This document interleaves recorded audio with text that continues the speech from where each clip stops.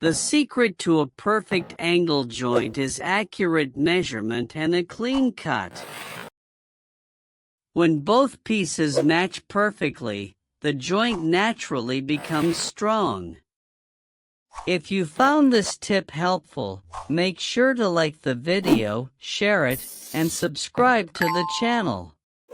When making an angle joint, always do a test cut first. It saves you from mistakes and ensures the final joint is flawless. Use a sharp blade to keep the edges clean. And if you liked this simple tip, don't forget to like, share with your friends, and subscribe to the channel.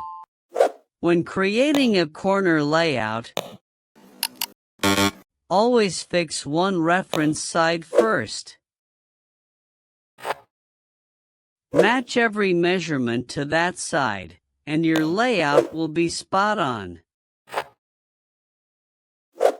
This small habit will save you from measuring and adjusting again and again. If this tip was useful, don't forget to like, share, and subscribe to the channel. The strength of an angle joint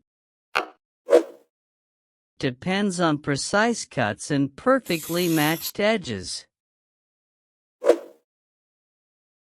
That's why you should always double-check your measurements.